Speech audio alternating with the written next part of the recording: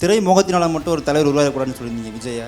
அதே மாதிரி உங்கள் பக்கம் இருக்கிற தன்னோட கெரியரின் உச்சத்தை விட்டு வந்தவுடனே துணை முதல்வர் ஆனார் உதயநிதி ஸ்டாலின். அவரை எப்போ விமர்சனம் பண்ணுவீங்க? உதயநிதி இந்த நாட்டுக்கு முதலமைச்சராக நாளைக்கு வராரு அப்படின்னா அந்த கட்சியினுடைய செயற்குழு பொதுக்குழு தான் கேட்கணும்.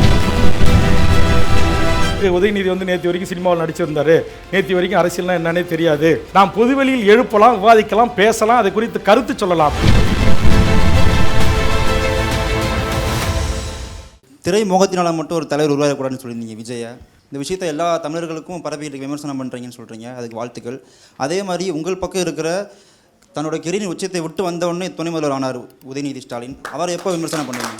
இன்றைக்கு நான் ஒரு அரசியல் கட்சியினுடைய தலைவர். இன்றைக்கி என் கண்முன் என்ன அநீதி நடக்கிறதோ, என்ன அக்கிரமம் நடக்கிறதோ, என்ன தவறுகள் நடக்கிறதோ அதை எதிர்த்து தான் போராடி வந்திருக்கேன். நான் சொல்லியிருக்கேன், என்னுடைய 45 ஆண்டு கால அரசியல் பொது வாழ்வில் என் கண் முன்னால் நடக்கிற அநியாயங்களை, அக்கிரமங்களை குரலற்ற மக்களின் குரலாகத்தான் நான் ஒழிக்கிறேன். இல்லை, இப்போ கூட காமராஜருக்கு ஏசி போட்டது கலைஞர் தான் அப்படின்லாம் சர்ச்சை இல்லை, அது வந்து காமராஜருக்கு வந்து தூக்கமின்மை, அதாவது அதற்கு அவருடைய உதவியாளரே அதுக்கு பதில் சொல்லியிருக்கிறார்.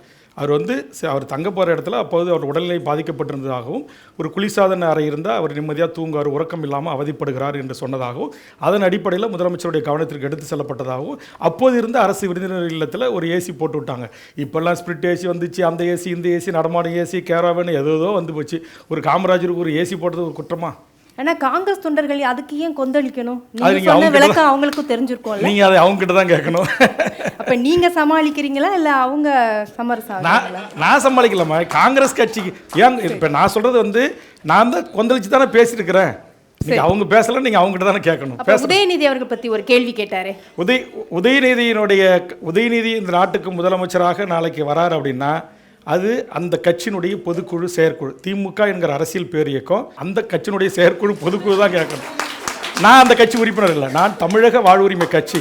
நான் தான் சொல்கிறேனே, இது வந்து தேர்தலுக்கான ஒரு உடன்படிக்கை மட்டும்தான்.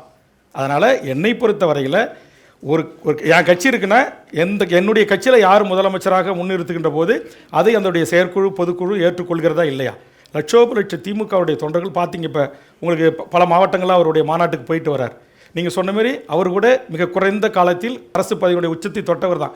ஆனால் அவரை அந்த கட்சியினுடைய செயற்குழு, அந்த கட்சியினுடைய பொதுக்குழு, அந்த கட்சியினுடைய உயர்நிலை குழுவிலேயோ ஒரு சின்ன எதிர்ப்பு இல்லாமல் சாதுரியமாக அந்த கட்சி தொண்டர்களையே தன்வசப்படுத்தி தன் கட்டுப்பாட்டில் வைத்துக் கொள்கிற திறமை திராவிட இயக்கங்களுக்கு இருக்கு.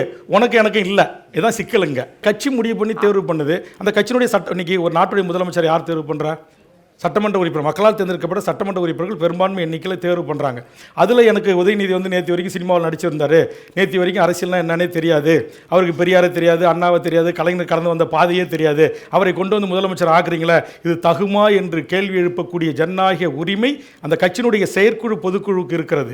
பொதுவெளியில் எழுப்புகிற உரிமை தான் நமக்கு இருக்கிறது. நாம் பொதுவெளியில் எழுப்பலாம், விவாதிக்கலாம், பேசலாம், அதை குறித்து கருத்து சொல்லலாம். ஆனால் தேர்ந்தெடுக்கிற உரிமை என்பது மக்களால் தேர்ந்தெடுக்கப்பட்ட அந்த சட்டமன்ற உறுப்பினர்கள் இருக்கிறது.